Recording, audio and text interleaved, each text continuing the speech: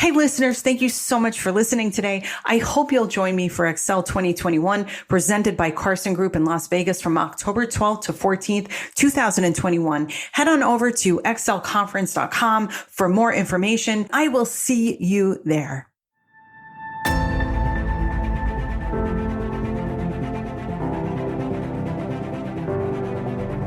Hi, this is Tina Powell, host of In the Suite, where I sit down with top women leaders and some of the biggest names in the financial services and the wealth management industry.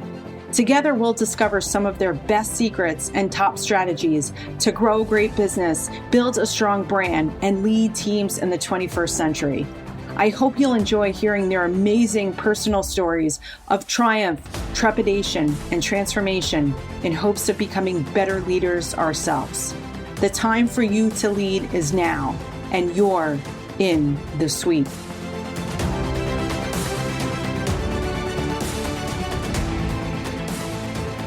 Meet Samantha Russell, Chief Evangelist at FMG Suite and 20 over 10, a leading SaaS company in financial services, providing marketing automation and creative content for financial professionals. Samantha is a marketing powerhouse and was part of the original 5-person team that launched 20 over 10, recently acquired by FMG Suite.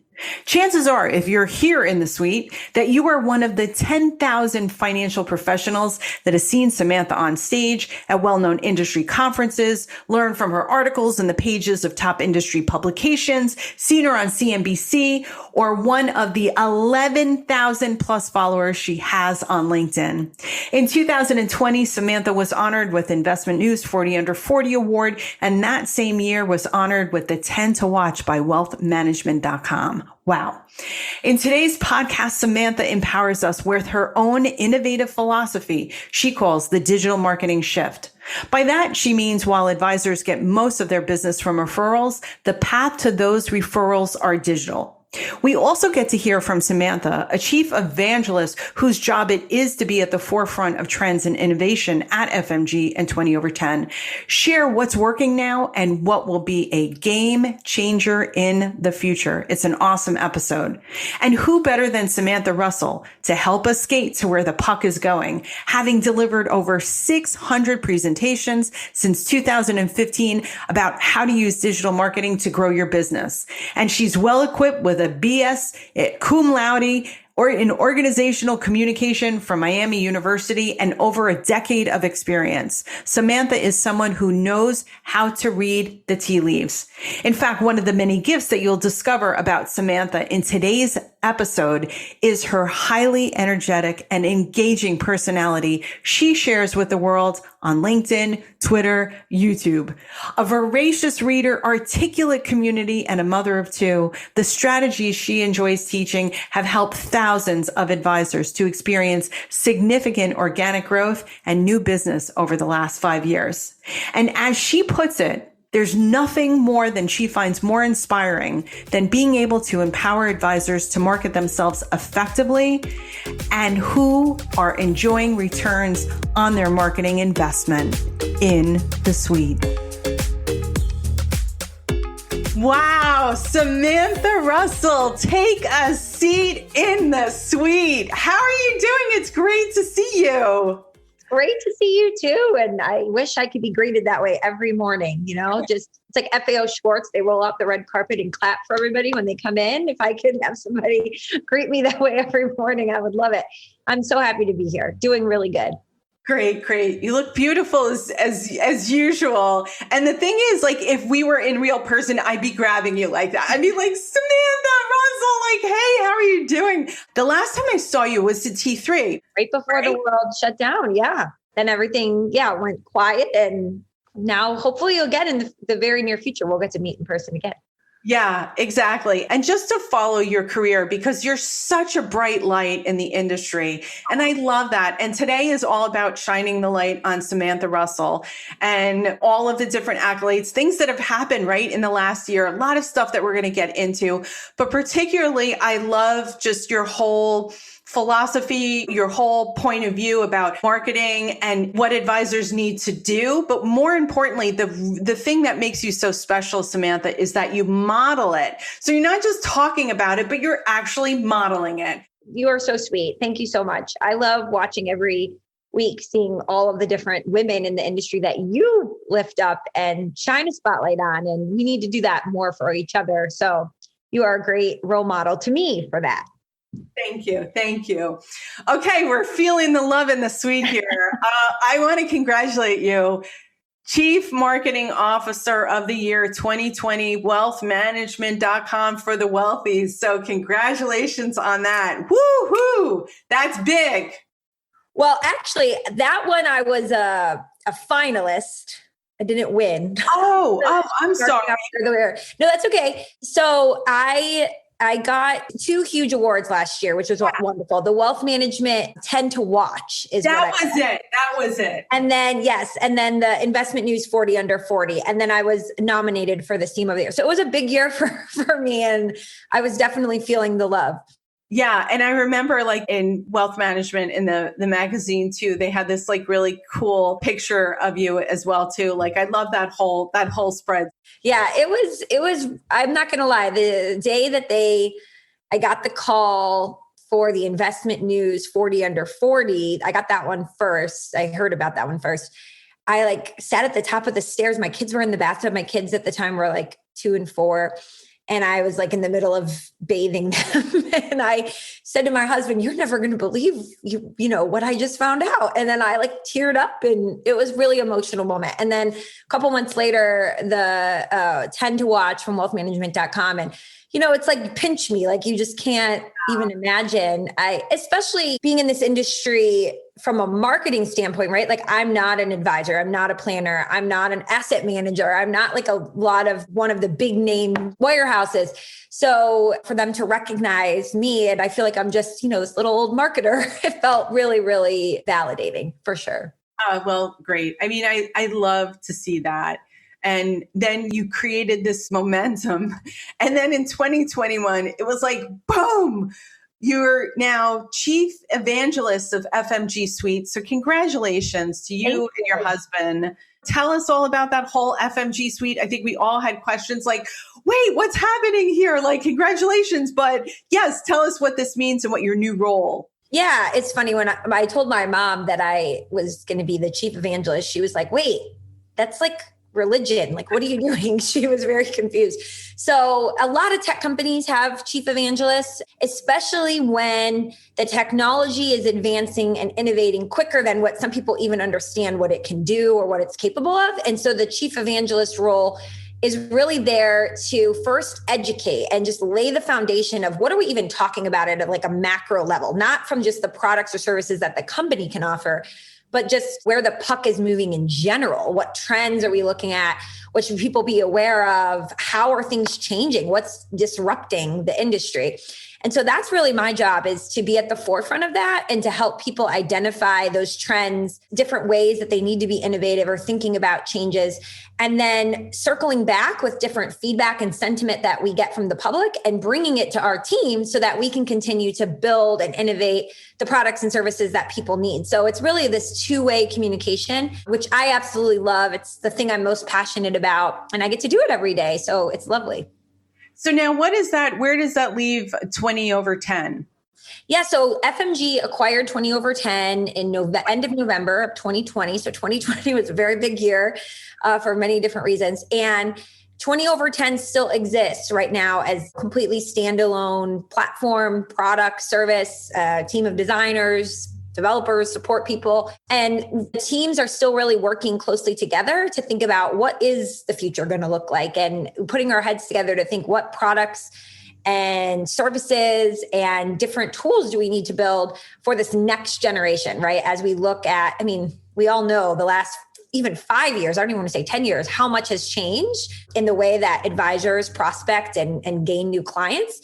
And we know that that's only going to continue to be happening at like a turbo pace. So we're really trying to take all of the best of both companies and products and services and put them together to think about like the next generation. So we're still very much in the, creating that idea and what it looks like. So right now there's just still 2 standalone platforms, and I get to serve as, again, the chief evangelist for both. So you're getting, okay. And then so eventually everything will kind of come under the FMG Suite umbrella, all of your team. And well, I'm excited for you to be the chief evangelist because I think we do look at you, Samantha, for understanding where the puck is going. And from a chief evangelist point of view, I'm sure that then you're going to be back on the speaking circuit, and already you're giving so many presentations. As a matter of fact, I think since 2015, the number is like staggering. It's like 600. You give a great presentation, like you're like very active, like Danny Fava gives a really good presentation. I'm so great to see women on stage, but women on stage who own it and who have this great energy. It's easy to see that you're so excited. Talk to us a little bit about some of the presentations that you think that you're going to be giving. Yeah. So I think that for a really long time, people have been told, a lot of the philosophies behind marketing, like you need to put yourself out there. You need to be active on social media. You need to send email campaigns. You should run ads. But the how to do it part is the part that they don't get, right? Like the tactical strategies. And that's because obviously, in a lot of cases, the answer is always, it depends. What kind of ad is going to perform best? It depends. What kind of social media is going to work best? It depends. But what I like to do is, because my audience is just financial advisors, I can get much more specific and show in a presentation 10 different examples of social media posts that have worked really well. And say, here's one that worked really well for an advisor that focused on corporate executives. And here's one that works really well for an advisor that focuses on physicians. Here's one that works well for somebody who's in a small farming town in Iowa and works with all different kinds of people, but they're all local to their community.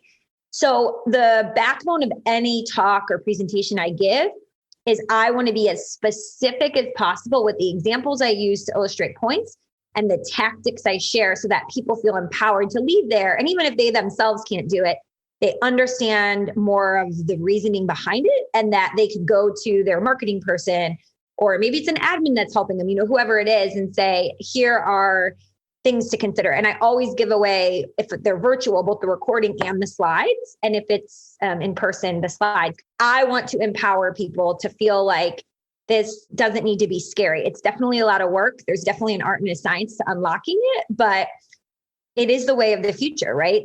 I call it the digital referral shift. Yes, advisors are still getting a lot of their business from referrals, but the path that those referrals take to end up choosing you is digital. And so that's really what, at a core level, all of my presentations are around, maybe focusing just on LinkedIn one time or just on SEO. But if we kind of zoom back out, it's always a different part of this path of the digital referral shift.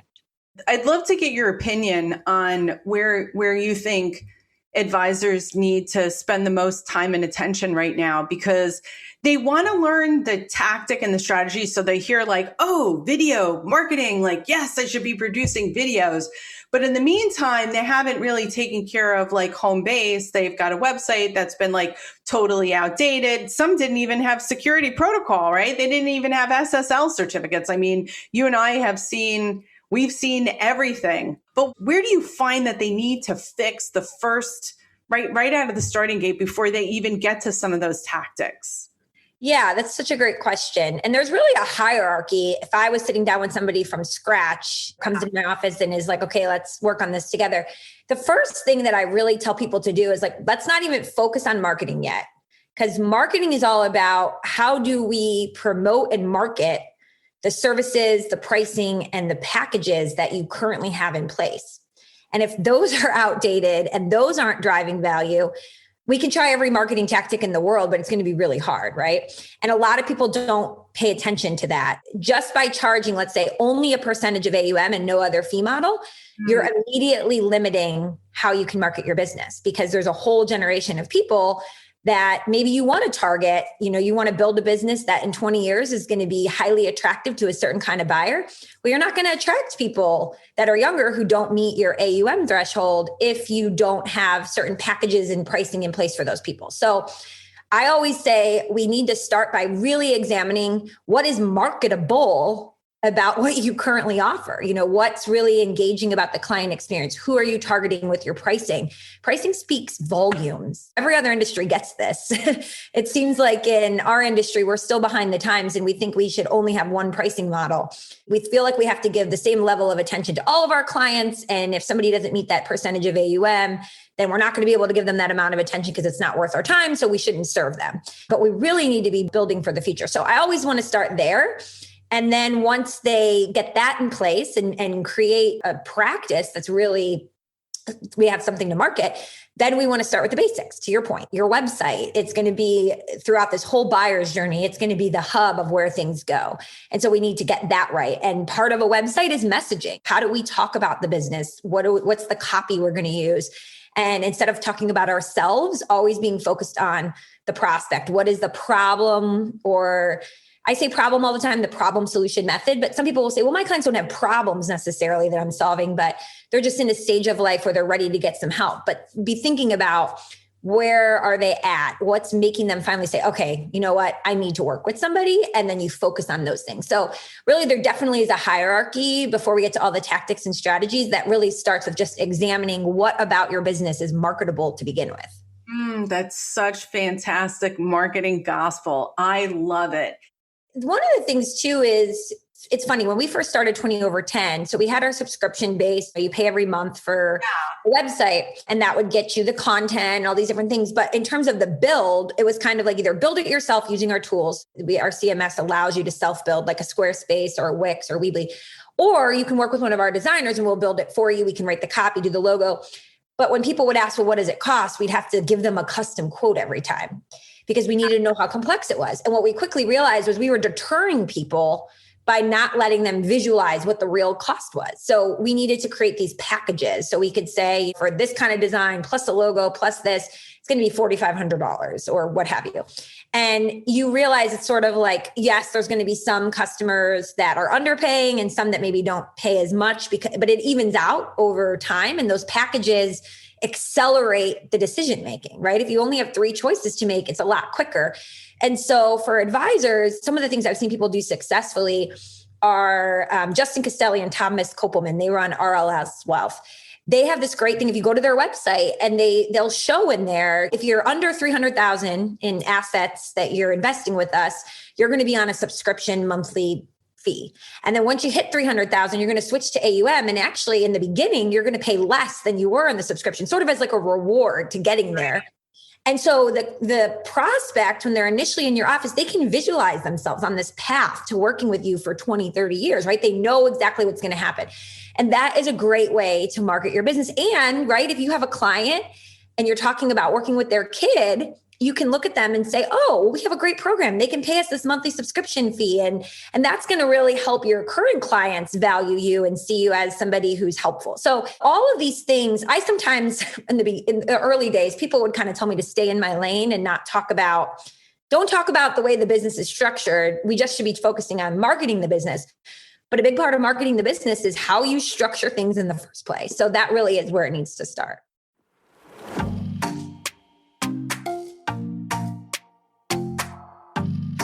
And our generation, I felt, is very like, I'm a Gen Xer, and we're like, yes, we're locked into this philosophy and this thing, and these are the guardrails, and don't go over that. And yet at the same time, you have people who are, again, the Gen Xer advisor saying like, yes, I want to make sure, get that G2, get that G3 client. But it's like, wait, but how do you make them go into that service model? It's not built for them. And what you just articulated so clearly, and we will also too, we'll have a link in the show notes to the website for Justin Castelli and his website to be able to see that it's like, hey, wait, now, and it's this like, you're peeling back the onion here. Let's kind of reverse engineer and make sure that what we have in place is the right fit for the people that we want to serve. I gave a presentation all about social media and marketing towards millennials. And one of the people on the call was just like, can I turn the comments off? And I said, wait, I'm so confused. You don't want people to comment on your posts? And this woman said, no, because that's more to manage. Then I have to like respond to them. I had to be really blunt and just say like, we got to really start from scratch here, because comments are currency on social media. If you are posting, but not getting comments or facilitating comments, there's really no point. Like it's going to just die in the abyss. The algorithm will say this post has no engagement.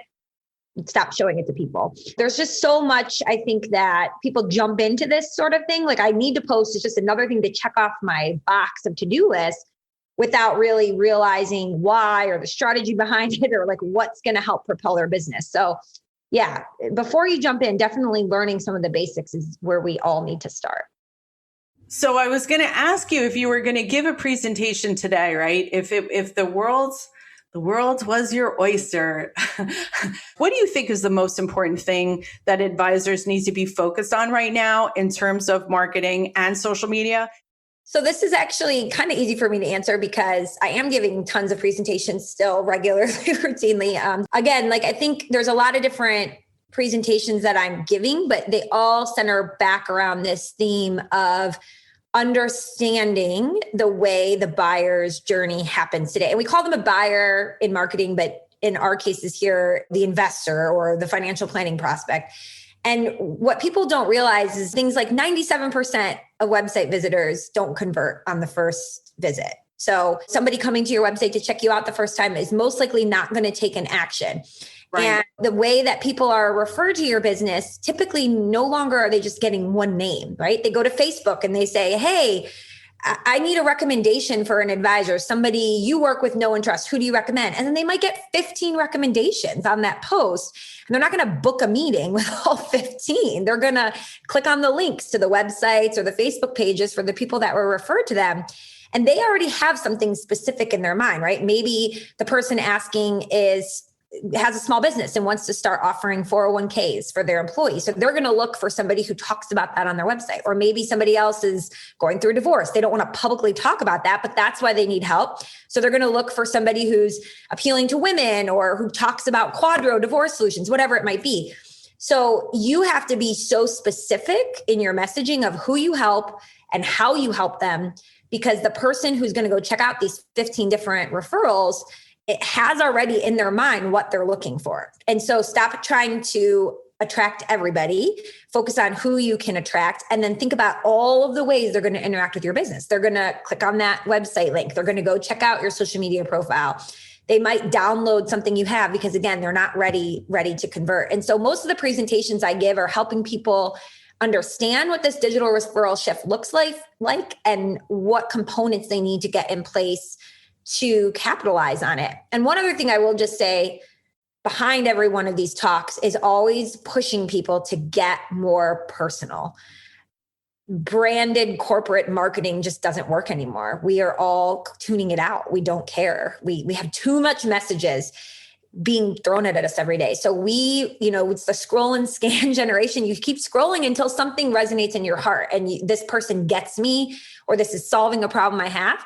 And so there's still so many firms out there that are scared to get too personal, but the ones that are succeeding and that will succeed in this next generation, they're not afraid to pull back the curtain and get more personal. I feel like we're kind of like one of the last industries to really do this. And so that's at the heart of everything I'm talking about. Oh, I love it. I love this whole digital referral shift. This idea of this personal, I actually, a little bit of a self-plug here, but the report from Bob Veras and Matthew Jackson about the new frontiers in wealth management, I created a term called pro-personal. And that's what we've been doing, is trying to get advisors to share certain aspects of themselves, that if we have a page on a website that shows an advisor, to also too show the advisor's family at some point. We're talking about values. They want to see that advisor is relatable. And knock on wood, I mean, it's been great. You don't have to share everything, but just a couple of pictures here and there. You're not going to go from being one way to being completely different in the future. Yeah. I mean, and it all comes back down a lot of times to storytelling. Think of the messaging that you remember and that tugs at your heartstring, the ads that would win, the best ads for Super Bowl ads. They were never just about the product. They tell a story, and your story as a firm is really what you're selling. I mean, we are in the age of commoditization of both investment management. And I would even argue that from a consumer's perspective, financial planning. If you can go sign up with Schwab or Fidelity's platforms, and you have a certain amount of assets, and they give you a budget and they tell you this is when you're on track to retire. There's a lot of young people that think that's good enough. And so it turns it into a commodity. And so that's what everybody's up against. And so how do you differentiate yourself? It's part of your story. It's selling the experience and the relationship, which a lot of people talk about. They say, oh, we sell a relationship. Our clients are like family. And I'm sure once they join your firm, they are, but that's not in your marketing. Nobody can see that from the outside. So how do advisors, particularly, I would say the Gen Xer advisor, the 40 and 50-year-old that still wants to hold on to their business and wants to attract that next generation through storytelling, what do they need to do different? Yeah, I think you first need to start really, sounds like a psychology perspective, but take a step back and think, why do you do what you do? Why do you love it? What keeps you waking up every morning? And what would your clients say is the big value that you provide? And then kind of create themes through that, right? So maybe you grew up in a home where there wasn't a lot of money and money was stressful. And so you recognize that and understand that.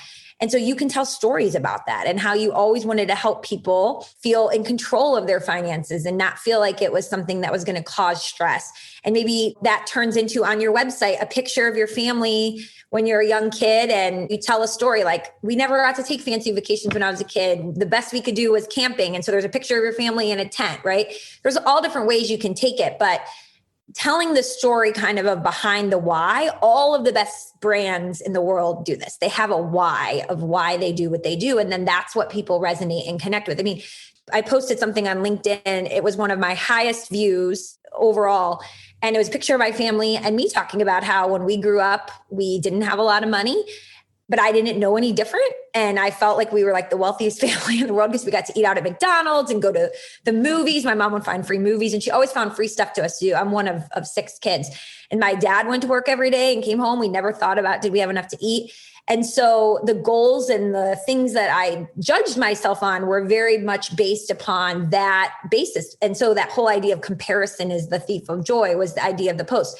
That post got tens of thousands more views than me just giving a LinkedIn algorithm hack because people resonate with the story. And so the more you can I can't just tell stories of my family every day, of course, but you need to. They're that cute. I want to say your kids are awfully cute. You have a beautiful family. Should advisors then be looking to tell that story? Is video a non-negotiable medium for telling that story? I think video is non-negotiable at the firm level. That doesn't mean that you individually need to be the one that's there. And there's some people just aren't comfortable and it is awkward for them. And so it maybe is more detrimental than it's helpful for a certain person to be on camera because they come across as not authoritative enough. And it almost can make it seem as though they don't know what they're talking about, which is not what we want. If you think of YouTube as a social media platform, sometimes it's lumped in as one because you can leave comments and follow people. Right. It is the most adopted social media platform. 81% of all Americans have a YouTube, the ability to access YouTube weekly. And that's more than Facebook or anywhere else. And also it's the second largest search engine. So your organic traffic is great. And then those are the stats, but then just think about when you're watching a video. And one of the reasons I think that I've been able to kind of cut through the noise quickly and connect with a lot of people is because every week I publish a new video and people can watch me and hear my voice and see that I talk with my hands and that I try not to take myself too seriously. And that is something that makes you feel a connection with somebody. Why do we feel stronger connections with people we've met in person versus somebody that maybe we've only ever written a letter to or an email? We all know this inherently. And so using video helps you capitalize on that. What about YouTube? Do you have your own YouTube channel? Are you doing it through FMG Suite now? Because I know that people are like, hey, I want to watch those videos. Yeah, so it's the 20 over 10 YouTube channel. It's still where all the videos are housed. And every single week we release a new marketing tip video and try to keep under 5-6 minutes long. Yeah. And then every once or twice a month, we also release a full 45-minute jam-packed deep dive workshop. So anything from how to self-audit your website, SEO in 2021 and what you need to know. So it's a great place to go and follow and get tons of free marketing advice. A really important thing to know about SEO is that Google has designed the experience so well that now it's like 2/3 of all queries end without someone clicking on the page. So people are getting the information they need right on Google. Things like answers to questions. Like, so I'm sure we've all done this. You ask a question in Google and you can hit an arrow and it'll kind of give you the answer summarized from somebody's blog post or things like that. And so that is something that's really important to consider. And there's a lot more tactical things that can go into that, but staying up to date with how Google changes what they report and kind of what they show is important. My number one tip still for 2021, because I still see so many people who've never done this, is to claim and optimize your Google My Business listing. If you haven't done that already, we have a blog post we can link to in the show notes, how to do that. What does it mean to optimize? But Google reviews, right? The SEC ad rule went into effect May 4th. Advisors are going to be able to utilize Google reviews. They live on your Google My Business page. So you need to claim and optimize your Google My Business. We are going to make sure. We've been helping our clients with that strategy now for years. And yeah, you would be surprised. And one of the things I love about the Google My Business is when you do a search for the advisor or the firm and you do it on a mobile, the results are, it's totally different. That if they've even posted any post updates from on their Google My Business, that gets up like, bam, it's right there. Google My Business, YouTube. They all talk to one another. Advisors that are looking for an integrated tech stack where you're looking, your CRM, your portfolio management, your Riskalyze is in there. Hey, marketing is the same thing. There are properties that talk and integrate with one another. And Google, like you just said, YouTube, second biggest, largest search engine of the world. So that is really fantastic. We're going to make sure that those links are up there. Yeah. What else do you want to add? I was going to say one other low-hanging fruit that whenever I tell people this, they're astounded because they've had it all wrong for a long time, is that there's something called NAP data. So your name, address, and phone number. And if on your website, you're just Russell Investments, but you're registered as Russell Investments LLC, however you have labeled yourself needs to be consistent. Your name, address, and phone number across all properties if you want to rank high from a local perspective with Google, because Google doesn't know it's the same business, right? There's tons of businesses out there that have the same name. So if you're Russell Investments LLC on the Chamber of Commerce website, on your Google My Business page, on the footer of every page of your website, it needs to be the same. If you spell out suite, SUITE, don't shorten it to STE period on Google My Business, because again, they need to be exactly the same for Google to make the connection that it's the same business. So check your NAP data anywhere your website, or I mean, if you're on the Garrett Network listing or you're on a Bright Local search, wherever it is, it should be exactly the same everywhere. Hey, listeners, you can now text to join in the suite at 201-581-3983. After you do that, I'll be lifting you up, inspiring you, and supercharging your life and your career with awesome quotes, resources, videos, and tips we learn from our great guests. It couldn't be any easier. Just text the word join to 201-581-3983.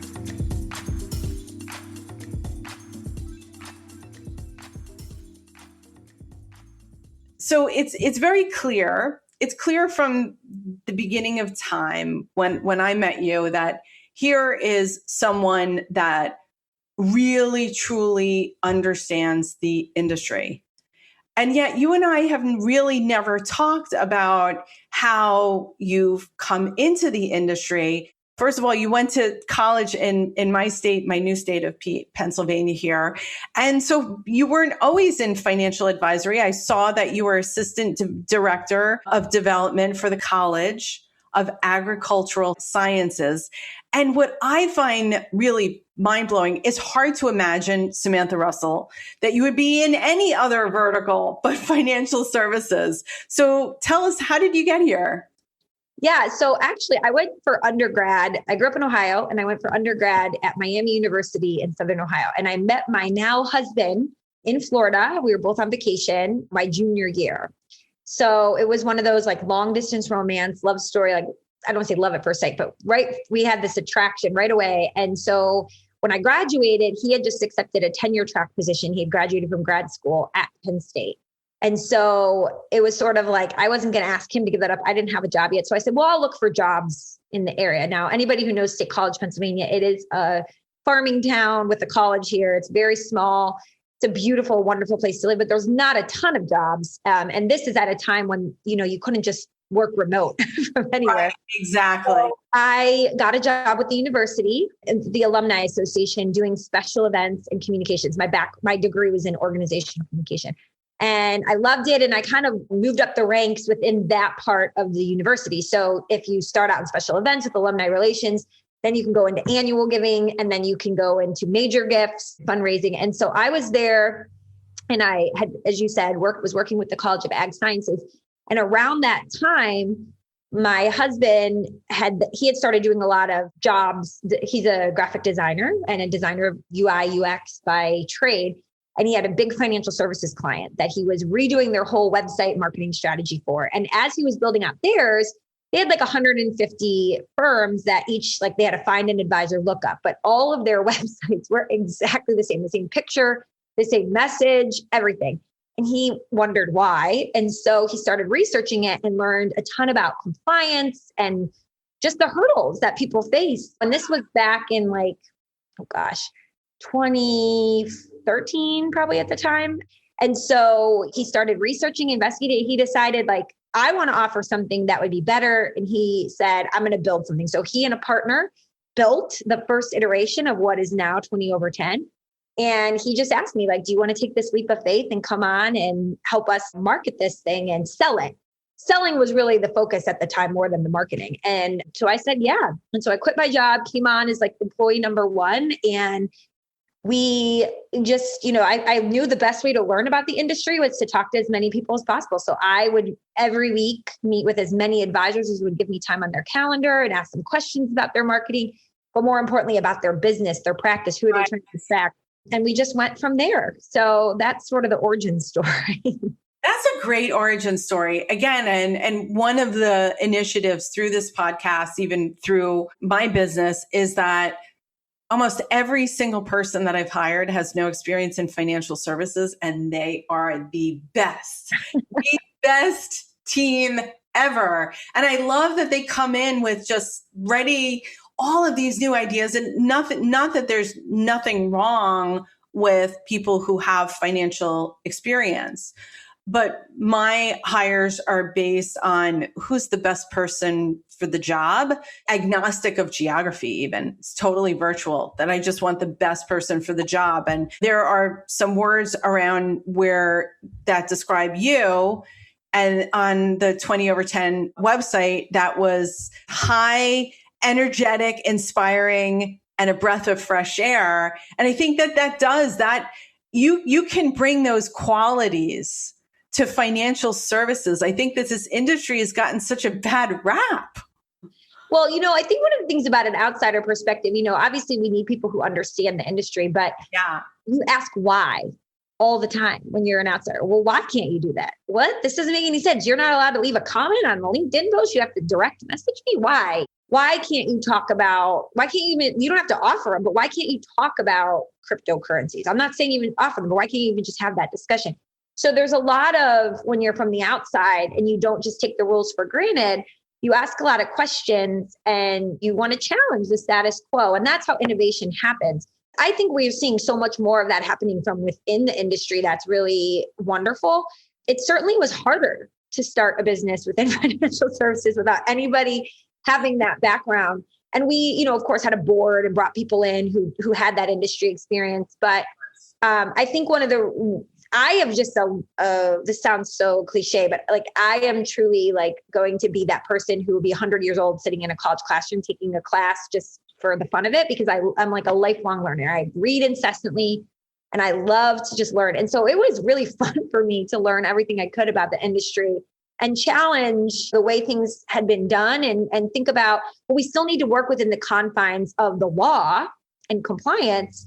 But it doesn't mean that the way that they were being done is the best way. How can we adapt, make it even better? And I think that is a big credit to why we were successful, was just having that way of thinking.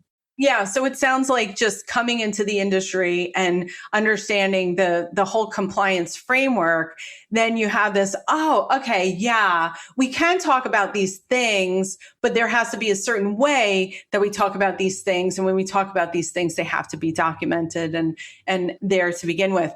You had said something earlier, and I wanted to ask you this question before, but as the testimonial rule has changed now, right? I think that's a really good example of how the industry is going to, and industry marketing is going to fundamentally change, is that all of a sudden that, oh, the things that you weren't allowed to do, now the thing is that you are allowed to do.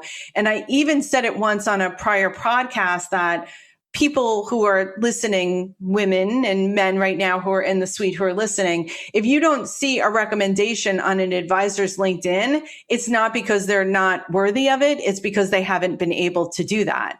We even saw where advisors were, their skills endorsements were also too turned off.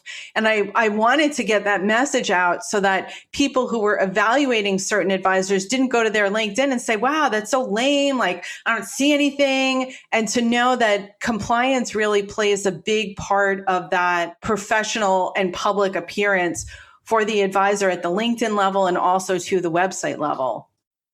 Yeah, this is 100% a game changer. A lot of people don't realize that actually, and if you go and you look, there's firms out there who've had Google reviews for years, because if you have a business on Google Maps, Google is the publisher and you're not in control of the review, and there's nothing that anyone can do to stop anyone from leaving a review Google for your business. So people actually kind of have quietly been getting them for years, just asking for them in writing.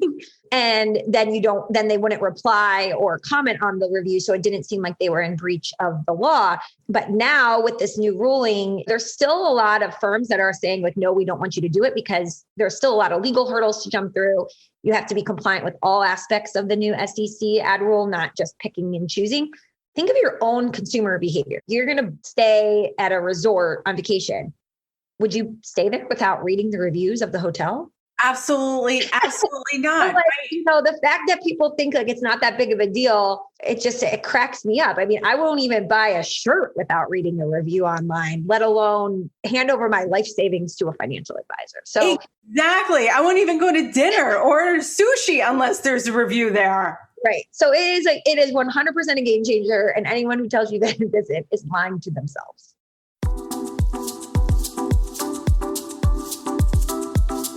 There's a really cool quote that my team and I found on your Twitter that I also too wanted to bring out, because you are someone that approached the industry with fresh eyes, energetic personality, inspiring, breath of fresh air. It's part of the reason that you've been recognized and why you've been such an influencer in this space. And I love it when you said this on Twitter. It is better to create something that others criticize than to create nothing and criticize others. That should be plastered to your wall. That is so fantastic. Do you want to kind of expand upon it? Why did you write that? When did you write that? When did that hit you? I will say too, I can't get credit for it. I read it somewhere and I, for the life of me, cannot remember where. I need to figure it out so I can give the person credit. But it hit me like a ton of bricks when I read it, because one of the things about creating content that prevents a lot of people from doing it, and I know this from working with hundreds of advisors over the years, is they're so scared of getting that one negative comment of somebody saying like, this isn't true, or you're off your rocker, or like, that's a terrible strategy. And just part of putting yourself out there is having people disagree with you and criticize you. And the more followers you get, the more of a network you create, the more you can expect people will criticize your viewpoint. And that's good. That's good for society. We should be criticizing each other. And the sooner you can kind of accept it and say, part of putting myself out there is people are going to not agree with me all the time and they're going to criticize my viewpoint. And that means I'm hitting on something, because typically the most innovative, life-changing things start out with everybody laughing and saying that will never work, right? Like there's this great story about when Sony first heard about the Walkman, and these Japanese executives sitting in a room together saying, they were pitched the idea and they were like, nobody's going to walk around on the city streets with headphones on. That's so rude. That's terrible manners. It goes against all of our societal norms. This will never work. This is like the dumbest idea ever, right? Because it was just so outside the realm of what was acceptable at the time. A couple years ago, every fintech or financial services person in the room was saying Bitcoin is a passing trend, and it's not, it's too volatile and all this stuff. And I mean, in the last year, we've seen Mass Mutual, we've seen the big banks, everybody's starting to embrace it. The biggest life-changing thoughts and ideas will be criticized in the beginning. And the sooner you can kind of come to terms with that and not be afraid of it, the more you can just get on with what you're doing. And so I really try to live by that quote. It's so cool. It stopped us too in our tracks. And I want to say, and this you had already brought up, but I think it's a good time to reemphasize that, is that, and it's what's prevented some advisors from having social media to turn comments off and all of that thing. They will, or they already have a way. There's already a architecture on the internet that somebody can talk about you regardless. It's better, actually, you want them to talk about it on your own channel, because at least you want to be alerted to that. One more thing I wanted to say too about the reviews. This is really important. If you're going to use reviews and testimonials on your website, from both a legal standpoint and a best consumer marketing practice standpoint, what you should do is pick and choose, right? Some of the best reviews people have left on Google, the ones that you like the best, and feed them into your site. And then have a button at the bottom that says, read all of our Google reviews. So number one, that meets your compliance requirements, that you're giving people access to read all the reviews, not just the ones you've cherry picked. Right. But second, from a consumer standpoint, when you go to a website and you see these really beautifully designed, quote rotators, you're like, well, of course, these are great things people are saying, because this is what the company chose to put on their website. Show me what the regular average Joe is saying, and you go to Google. So if you can give them that link yourself, it's just helping to build trust and cultivate the sense that you're not afraid of the reviews that everyone have left. So it hits two birds with one stone. So cool. That is absolutely, that's magical right there too. What would you also say? I know that you do a lot of reading, you do a lot of coursework. I see that you're avid hiker, fitness enthusiast, bookworm, mother of 2 kids. So we're going to get into your book review. But even before that, I said, hey, wait, why don't I ask you if anybody could take a class right now, perhaps, like what would be that class? Oh, that's a good question. Yeah. I think that learning about human psychology and why people make the decisions they make, and why, like, how the emotional and the rational parts of our brain kind of fight for control during decision making, and how to tap into that. Psychology teaches you to be a better communicator, a better negotiator, a better salesperson, marketer. So I try to learn as much about behavioral psychology as I can. And I am always brushing up those skills, because that's obviously not something I majored in. So that would be my number one recommendation. What's the best way for people to get in touch with you, Samantha Russell? Yes. So I'm most active on Twitter and LinkedIn. So Samantha C. Russell is my LinkedIn, and at Samantha20, TWENTY, is my Twitter. I also have one page that has all of the resources, blog posts, speaking, videos, that you can find all of that, plus those links at samantharussell.20over10.com.